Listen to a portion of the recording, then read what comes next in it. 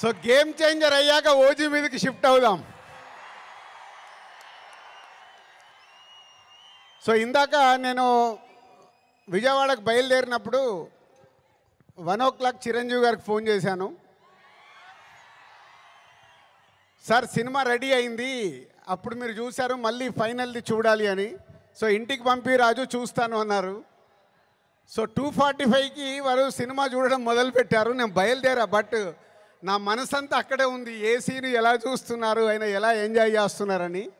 Correct ఇక్కడ వచ్చి కూర్చున్నాను, చిరంజీవి గారు ఫోన్. ఒకే మాట అన్నారు, సరే ఇట్లా విజయవాడకు వచ్చాను కటౌట్ లాంచింగ్ గురించి. ఓ అక్కడ ఉన్నావైతే మన ఫ్యాన్స్కి చెప్పు, సంక్రాంతికి మామూలుగా మనం కొట్టట్లేదు,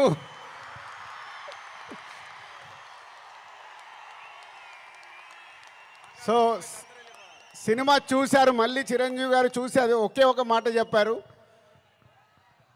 జనవరి 10 డెఫినెట్గా మీరు మెగా పవర్ స్టార్లో మెగాని చూస్తారు, పవర్ని చూస్తారు.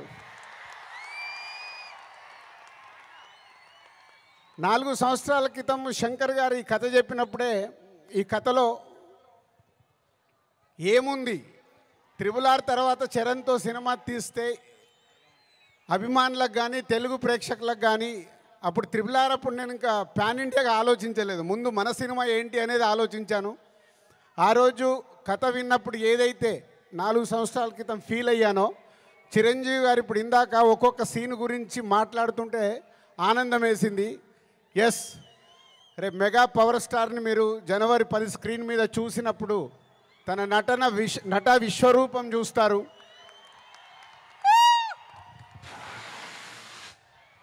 ఐఏఎస్ ఆఫీసర్గా, కొద్దిసేపు పోలీస్ ఆఫీసర్గా, ఇంకొద్దిసేపు ఒక పొలిటికల్ లీడర్గా ఉండాల్సిన లక్షణాలతో, ఇలాంటి ఎన్నో దాంతో ఉంటూ శంకర్ గారి మార్క్ పాటలు, రేపు బిగ్ స్క్రీన్స్ మీద మీరు చూడబోతున్న 5 పాటలు దేనికి అదేలాగుంటాయి.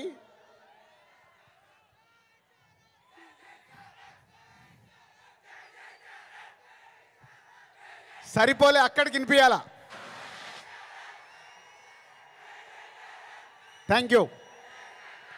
సో శంకర్ గారి పాటలు ఒక్కొక్క సాంగ్ని 10 days 12 days షూట్ చేస్తూ ఒక్కొక్క సాంగ్ని తీర్చిదిద్దారు. రేపు అది మనకు స్క్రీన్ మీద ఏ సాంగ్ ఆ సాంగ్ అనే డిఫరెంట్గా ఉంటూ అలరిస్తుంది. సినిమా కూడా లెంత్ విషయంలో శంకర్ గారిని ఒకటి అడిగాను, సార్ మీరు తెలుగు సినిమా తీస్తున్నా అన్నారు, మాకు 2 గంటల 45 నిమిషాల కంటే ఎక్కువ ఉండకూడదు. సో ఎగ్జాక్ట్లీ 2 గంటల 45 నిమిషాల సినిమా అయిన అందంగా మలచి ఫస్ట్ ఈరోజు చిరంజీవి గారికే చూపించాం. సో అలా సినిమా మీకు పరిగెత్తుతూ ఉంటుంది, ఎక్కడ ఆగకుండా ఆ హీరోయిజం, డ్యాన్సులు, ఫైట్లు, ఏది కావాలో ప్రేక్షకులకి అది అందిస్తూ అన్ప్రెడిక్టబుల్. సో హీరో విలన్ సీన్స్లో సూర్య గారితో జరిగే సీన్స్ కానీ డైలాగ్స్ కానీ రేపు మీకు థియేటర్లో దద్దరిల్లుతాయి.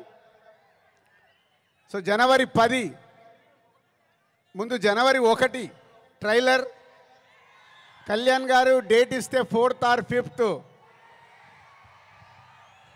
ఆంధ్రప్రదేశ్లో ఒక మెగా ఈవెంట్, జనవరి 10తో సినిమా.